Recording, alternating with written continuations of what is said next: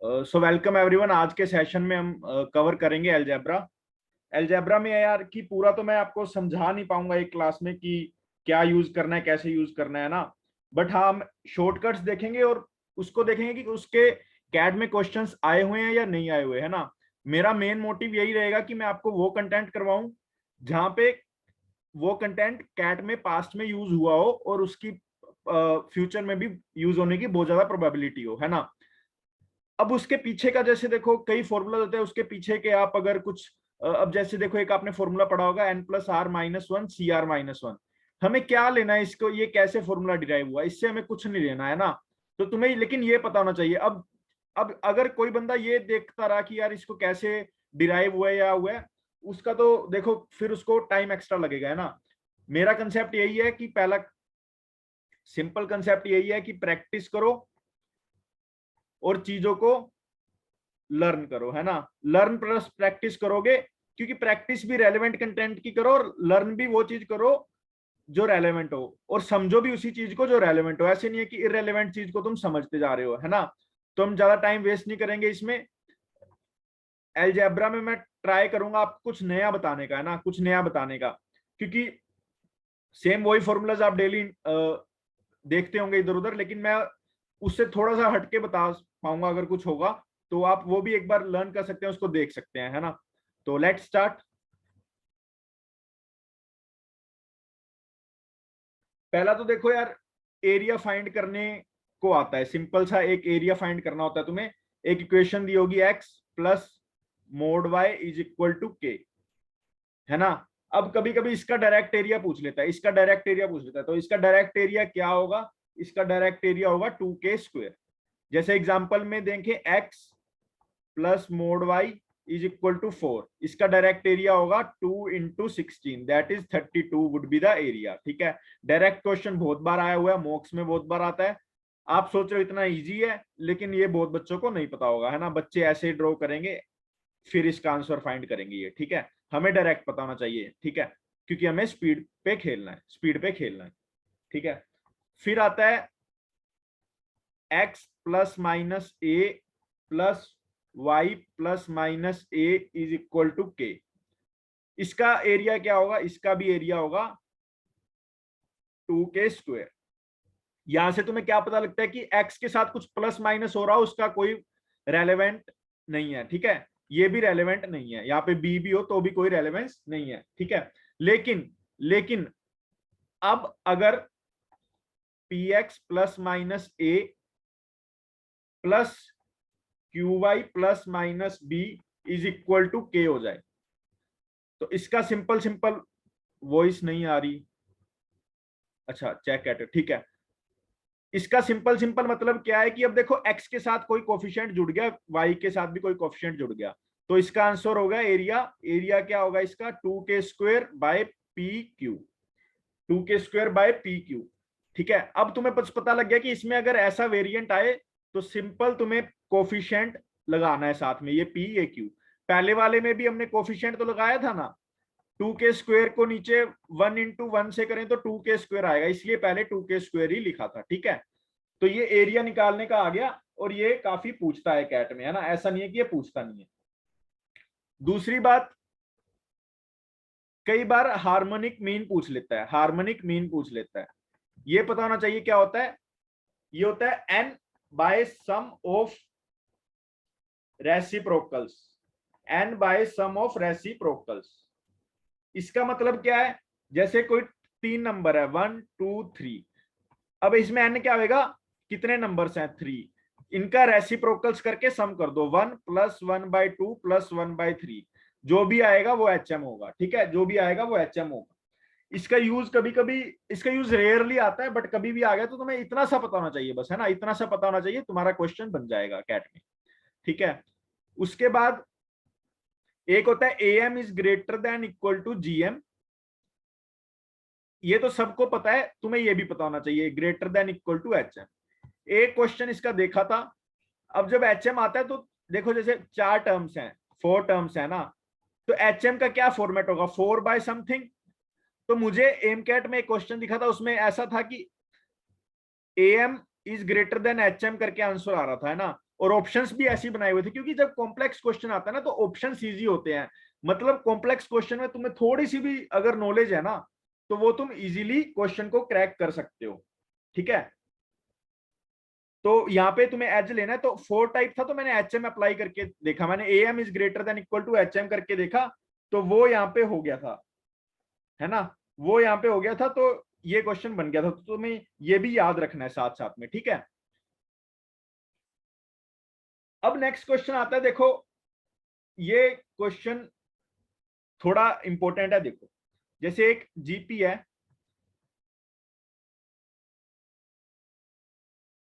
एक जीपी है, उसमें 2 4 6 नहीं 2 4 8 16 32 64 ऐसे चल रही है। इसमें अभी तक टर्म्स क्या है 6, एक टर्म्स और 128, तो ये 7 टर्म्स है ना। तो इसका अगर कोई तुम्हें जीएम पूछे, जीएम पूछे तो क्या होता है, ज्योमेट्रिक मीन इसका क्या होगा, मिडल, इसका ज्योमेट्रिक मीन क्या होगा, मिडल टर्म, मिडल टर्म क्या आएगा इसका 16। या तुम कैसे ज्योमेट्रिक मीन इसका कर सकते हो, फर्स्ट इंटू लास्ट टर्म का अंडर रूट, जैसे इसका अंडर रूट अगर करोगे 128 इंटू 2 256, 256 का अंडर रूट करोगे 16। अब यहां से ऐसे 4 इंटू 64 16, तो इसका प्रोडक्ट भी क्या होता है, अब इसका प्रोडक्ट करोगे आप देखो, आप खुद कर सकते हो इसका, है ना। ये जो 128 इंटू 2 आया था 256, 256 आया था। अभी जितनी एन टर्म्स है उसकी पावर n बाई 2 आ जाएगी, ये होगा प्रोडक्ट। दो ये इतना रेलेवेंट नहीं है, बस ये मैंने जीएम आपको जीपी और जीएम इसलिए समझाया है, ये इसलिए समझाया क्योंकि नेक्स्ट फॉर्मूला है जो वो बहुत रेलेवेंट है। नेक्स्ट फॉर्मूला क्या है, देखो नेक्स्ट फॉर्मूला है GM square is equal to A M into H M. Believe me ये क्वेश्चन बहुत अच्छे से फ्रेम होता है, ये आया भी हुआ है मॉक्स में, तो इसलिए मैंने ये कवर किया GM square is equal to A M into H M. ये सारी जो मैंने अब तक बातें बताई थी उसमें से जो सिर्फ एरिया वाला है वो कैट के बिल्कुल 100% रेलेवेंट है, ये 50-50% रेलेवेंट है, ठीक है। अब आते हैं नेक्स्ट चीज पे। नेक्स्ट चीज पहले बिल्कुल बेसिक से चलेंगे हम, A M is greater than equal to GM, तो सभी को पता होगा, है ना, ये चीज तो सभी को पता होगी। यहाँ पे A M is greater than equal to GM, है ना। रिकॉर्डिंग ऑन है ना, हाँ रिकॉर्डिंग ऑन।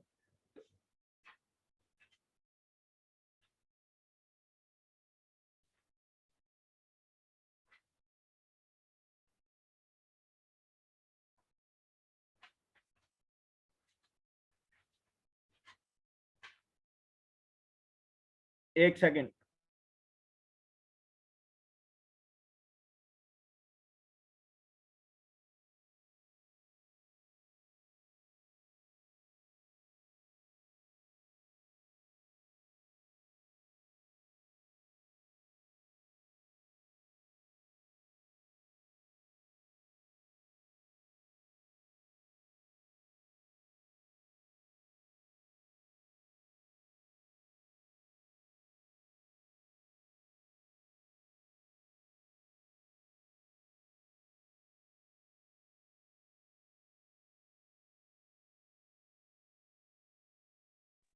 तो A M is greater than equal to G M, जैसे क्वेश्चन आता है, मान लो जैसे एक्स और वाई, इसमें पहली बात तो पॉजिटिव रियल होने चाहिए, है ना।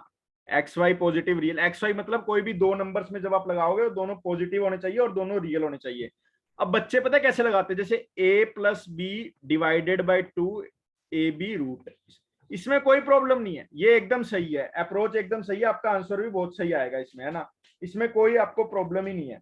बट एक मेरी जो मैं अप्लाई करता हूं, जो मैं एक आपको डिफरेंट अप्रोच बताना चाह रहा हूं, वो एक अप्रोच ऐसी है। एक सेकंड मुझे एग्जांपल ढूंढने दो, मैं एग्जांपल के साथ बता रहा हूं।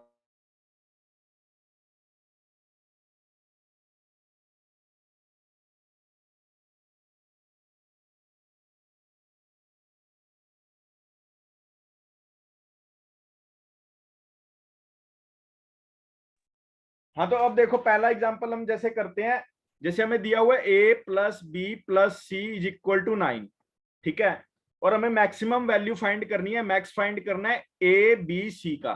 इसका मैक्स फाइंड करना है। अब तुम्हें पता है, मोस्ट ऑफ द बच्चों को पता होगा, इसको 3 में डिवाइड कर दो तो 3 × 3 × 3 that is 27 should be the answer. But जो मैं आपको बताना चाह रहा हूं, आप एक बार वो समझिए, एक बार आपको वो समझ आ गई ना चीज, बस एक बार, उसके बाद आपके लिए क्वेश्चन कुछ भी नहीं रहेगा। देखो पहले मैं जो सम पे जाऊंगा, पहले फर्स्ट स्टेप क्या है, मैं सम पे जाऊंगा। जैसे ही मैं सम पे गया, मुझे पहले तो मिला को ए का टर्म, ठीक है, तो ए, फिर इक्वल में रखूंगा बी, इक्वल में रखूंगा सी। अब इसमें जाऊंगा मैं प्रोडक्ट में, फिर जाऊंगा मैं प्रोडक्ट में, प्रोडक्ट को मैं रखूंगा डिनोमिनेटर में, ठीक है। अब देखो यहाँ पे क्या है, इसकी पावर 1, इसकी पावर कितनी है 1, इसकी पावर 1, नीचे रखूंगा 1 1 1। अब a प्लस बी प्लस सी को ऐड करूंगा और 1 + 1 + 1 को ऐड करूंगा, तो यहाँ तो आ गया 3 और a प्लस बी प्लस सी क्या आ गया 9। तो हमारा ये, अगर मैं इसको काट दूंगा तो 3 बच जाएगा ना, तो यहाँ पे मैंने रख दिया 3। तो यहाँ से मेरा क्या आ गया, अब देखो यहाँ पे क्या आ रहा है, a कितना आ रहा है 3, b आ रहा है 3, c आ रहा है 3, तो इसको यहाँ पुट करोगे तो 3 × 3 × 3। तो अब ये तो तुम्हें लगेगा काफी टाइम कंज्यूमिंग है ना, टाइम कंज्यूमिंग लग रहा है, लेकिन अभी नेक्स्ट क्वेश्चन दिखाता हूं मैं आपको, उसमें आप देखना कि यही तरीका कितना आपको इजी वे कर देगा। क्योंकि मॉक्स में यार आपको टाइम वेस्ट नहीं करना है ना, एक इजी वे आपको बस एक पता हो जो यूनिवर्सली एप्लीकेबल हो, है ना। अब जैसे नेक्स्ट क्वेश्चन देखो, a + 3b + 5c = 10, ये हमारा एक क्वेश्चन है। अब हमें मैक्स वैल्यू फाइंड करनी है, max of a² b³ and c5। अब इसकी मैक्स वैल्यू फाइंड करनी है, इसका सिंपल तरीका वही लगाएंगे, पहले तो जैसे इक्वल लगा लो, a, यहां से क्या आएगा 3b, यहां से क्या आएगा 5c। अब यहाँ पे a की पावर 2, b की पावर 3, c की पावर 5, a + 3b + 5c आ गया 10, 5 + 3 + 2 आ गया 10, तो ये आ गया 1। अब यहां से a की वैल्यू क्या आ जाएगी, a = 2 cross multiply, b = 1, c = 1, है ना। अब देख लो, अब हमें क्या करना है, इसकी वैल्यू तो पुटिंग कर दो, सिंपल वैल्यू पुटिंग करनी है अब तो, है ना। तो आंसर शुड बी 4, आंसर हमारा आ जाएगा 4, ठीक है। अब देखो एक और क्वेश्चन लेके आ रहा हूं जहां पे हमें सम का मिनिमाइज करना हो, इसी में ही हमें सम को मिनिमाइज करना हो। हमें दे रखा है a² b³ c4 = 20, है ना।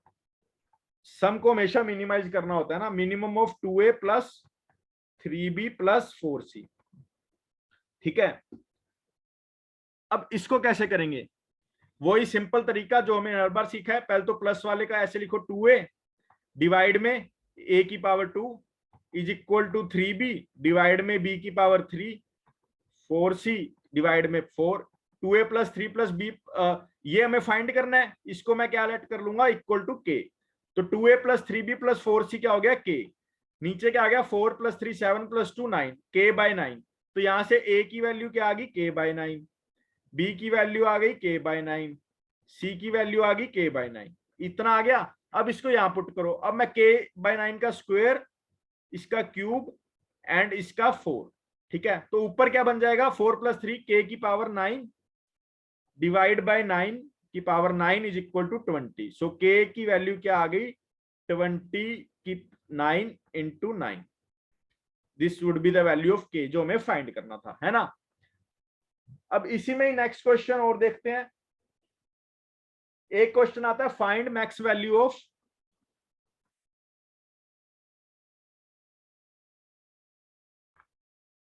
अरे यार ये तो 10 मिनट्स में एंड दिखा रहा है, मैक्स वैल्यू ऑफ, ठीक है हम यूट्यूब लाइव करेंगे इसके बाद, है ना, अगर ये रुक गया तो। Maximum value of 7 - x 4 × 2 + x की पावर 5, और हमें दिया हुआ है x लाइज बिटवीन 7 -2 to 7, ये हमारा x लाइज है। अब इसको आप एक बार ट्राई करो ये क्वेश्चन, ठीक है, आप इसको एक बार ट्राई करना क्वेश्चन, फिर मैं बताता हूं आपको ये कैसे होगा। अब मैं 7 देखो, ये इसको पॉजिटिव होना चाहिए, इसको पॉजिटिव, तभी AMGM लगेगा। पहले इसको पॉजिटिव के लिए क्या होगा 7 - x > 0, that is x should be less than 7। तो ये तो है हमारे पास, मतलब क्या हिंट मिल गया कि क्वेश्चन एएमजीएम अप्लाई करवाना चाह रहा है, ठीक है। तो ये तो मैं पता लग गया। अब देखो दो नंबर्स का, ये नंबर को मैं पूरे को क्या लेट कर लूंगा, A4, इसको कर लूंगा B5। तो इसकी मैक्स वैल्यू हमें फाइंड करनी है प्रोडक्ट की, ठीक है, इसकी मैक्स वैल्यू फाइंड करनी है प्रोडक्ट की। अब इसको कैसे करेंगे, हम इन दोनों का सम चाहिए होगा, क्योंकि अगर कुछ फाइंड करना है कुछ दिया होना चाहिए। A प्लस बी का सम क्या है, देखो आप, A प्लस बी का सम। अब तुम्हें लग रहा होगा कि इसका सम दिया नहीं, देखो 2 plus x 7 minus x, 7 plus 2 9, तो A प्लस बी का सम क्या है 9। अब वही फॉर्मूला अप्लाई करना है, A इधर रखो नीचे पावर, यहाँ पे B फिर 5 is equal to A plus B 9/9। तो A की वैल्यू आ गई 1, B की वैल्यू आ गई 1, सॉरी A की वैल्यू आ गई 4, B की वैल्यू आ गई 5। तो 4 की पावर 4 इंटू 5 की power 5 should be our answer, this should be our answer, ठीक है। तो एक ये अच्छा क्वेश्चन था इसमें। अब देखते हैं नेक्स्ट क्वेश्चन, नेक्स्ट कंसेप्ट देख लेते हैं। नेक्स्ट कंसेप्ट बेसिकली वो आता है कि जैसे ये काफी बेसिक कंसेप्ट है, x-1 x-2 x-3 greater than 0, इसके सॉल्यूशंस फाइंड करने होते हैं। देखो अब इसको पहले मैं 1 2 3 को लोकेट करूंगा, 1 2 3। जब ग्रेटर देन 0 का साइन हो तो जो बिल्कुल राइट में होता है हम वहां से स्टार्ट करेंगे और अल्टरनेट चूज करते जाएंगे, ठीक है। जब ग्रेटर देन का साइन हो, जो बिल्कुल राइट में होता है हम उससे स्टार्ट करेंगे, उसको चूज करेंगे और अल्टरनेट को चूज करेंगे। बिल्कुल राइट में कौन सा, ये तो ये रेंज हमारी चूज हो गई, ठीक है, ये वाली रेंज हमारी चूज हो गई। अल्टरनेट क्या है इसका, ये छोड़ के ये वाला, तो ये वाली चूज हो गई। मतलब हमारे सॉल्यूशंस क्या आएगा, 1,2 यूनियन 3, इनफाइनाइट, ठीक है। अब देखो इसी में एक और क्वेश्चन, इसी में एक और क्वेश्चन देख लेते हैं। अगर इसको लेस देन 0 आ जाता ना, ये लेस देन 0 आ जाता, तो वही नंबर सिस्टम पे तो लोकेट करना ही है 1 2 3।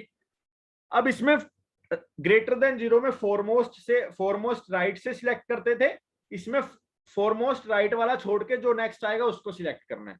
इसको सिलेक्ट नहीं करना, मतलब इसको सिलेक्ट करना है। फिर अल्टरनेट वाली कहानी तो चलती रहेगी। अब इसका अल्टरनेट तो यहाँ पे तो कुछ नहीं है, इसका अल्टरनेट यहाँ पे ये है। तो our solution would be x belongs to -∞ to -1 to 1 union 2 to 3, ठीक है। और अगर यहाँ पे इक्वल का साइन हो जाता तो यहाँ पे ये वाला, यहाँ पे तो यही रहता, यहाँ पे ये हो जाता, यहाँ पे ये हो जाता, मतलब 2 और 3 इंक्लूसिव हो जाते हैं ना।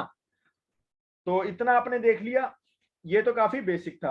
अब आ जाओ लॉग पे। लॉग पे क्वेश्चन आता है बिल्कुल इजी, लेकिन बिल्कुल इजी क्वेश्चन आएगा, थोड़ा बहुत उसको छेड़छाड़ क्वेश्चन करके एग्जामिनर आपको दे देगा, है ना।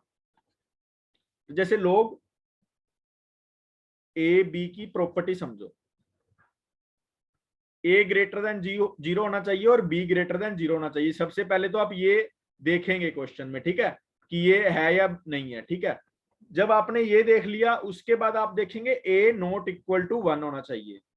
ए 1 नहीं हो सकता, क्योंकि अगर मैं ए को 1 ले लेता हूं, अगर मैं ए को 1 ले लेता हूं, बी, इसको मैं क्या लिख सकता हूं, इसको log b बाय log 1। अब log 1 की वैल्यू 0 हो जाती है तो ये इनडिफाइन हो जाएगा ना, नॉट डिफाइन आ जाएगा, इसलिए ए 1 नहीं हो सकता। बस ये चीजों का हमें ध्यान रखना है log में, ठीक है, ये वाली चीजों का हमें log में ध्यान रखना है। एक और चीज log में ध्यान रखनी है, ध्यान तो नहीं रखनी, मतलब बहुत सारे क्वेश्चंस ऐसे सोल्व होते हैं, जैसे ये फॉर्म को हम ऐसे भी लिख सकते हैं ना, log b by log a। मतलब जब ये हटता है तो ये वाला a इसके पैर में आ जाता है ना, ये ध्यान रखना है तुम्हें। उसके बाद एक चीज और है, log a b greater than x दिया हो। अब मैं पूछूंगा कि इसका सॉल्यूशन कैसे आएगा, तो बच्चे बोलेंगे b is greater then ax, जो कि बिल्कुल सही है लेकिन थोड़ा सा गलत भी है, क्योंकि ये एप्लीकेबल, देखो हमने साइन चेंज नहीं किया, हमने साइन चेंज नहीं किया। मतलब जब साइन चेंज नहीं होगा, जब हम अपनी कंफर्ट पे हैं, इसको ऐसे याद रखना, जब हम अपनी कंफर्ट पे हैं तो हमें कुछ बड़ा करना होगा। कुछ बड़ा मतलब a को ग्रेटर देन 1 वाले केस में ही ये होगा। अगर मैं लिखूं b ग्रेटर देन ax, मतलब सारी माया पलट गई, तो मतलब a लेस देन 1 होगा, a लेस देन 1 होगा। इक्वल टू 1 हो नहीं सकता, ग्रेटर देन 0 होगा। इसको हम ये भी बोल सकते हैं 0 ग्रेटर देन लेस देन 1, है ना। तो एक तो ये कर सकते हैं। अब इसका एग्जांपल भी दिखा देता हूं मैं आपको कि ये कैसे होता है। log 1/2 x ये दिया हो तो x 1/2 की पावर 3 आ जाएगा 1/8। अब साइन कौन सा आएगा, हमें a लेस देन 1 है तो साइन चेंज हो जाएगा, तो मतलब x ग्रेटर देन 1/8 होना चाहिए। एक और चीज ध्यान रखनी है, x और क्या होना चाहिए, x ग्रेटर देन 0 भी होना चाहिए। दोनों का इंटरसेक्शन लेंगे तो this would be our solution, this would be our solution. ठीक है, log की वैल्यूज तुम्हें याद रखने की जरूरत नहीं है, वो एग्जामिनर देगा ही।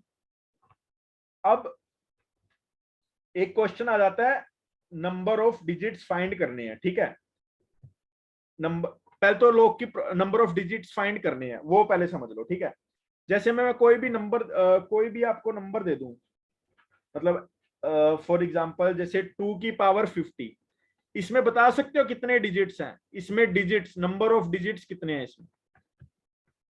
बहुत मुश्किल होगा, पहली बार क्वेश्चन देखा है, बट इसके लिए सिंपल ट्रिक होती है, इसको इसका लोग ले लो, नंबर का लोग ले लो, लोग ऑफ एन लो।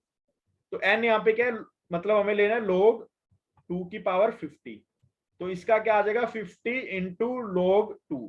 log 2 हमारा क्या होता है, ये तुम्हें क्वेश्चन में बताया हुआ होगा, 50 इंटू log log हट जाएगा 50 इंटू 0.301, है ना। जब इसका तुम मल्टीप्लाई करोगे कैलकुलेटर से आएगा 15 पॉइंट समथिंग, 15 पॉइंट समथिंग आएगा, क्योंकि ये जीरो से अगर 3.01 इंटू 5 करेंगे तो 15.05, है ना। अब तुम्हारा अगर आंसर आ रहा है, देखो इसमें आंसर क्या आएगा तुम्हारा 15 पॉइंट समथिंग या 15 आ जाएगा। दो ही पॉसिबिलिटी है, या तो पॉइंट के बाद कुछ होगा या नहीं होगा। इस केस में क्या आंसर आएगा 15 प्लस 1, इतनी डिजिट्स हैं 16। ठीक है, और इस केस में भी क्या होगा 15 प्लस 1, दैट इज हमें ये वाला इग्नोर करना है, ये वाला इग्नोर करना है। 15 प्लस 1 यहाँ पे भी आ जाएगा 16। ठीक है, अब इसका हमें क्या पता ये आएगा या नहीं आएगा, तो छोटा सा एग्जांपल लेके देख लेते हैं।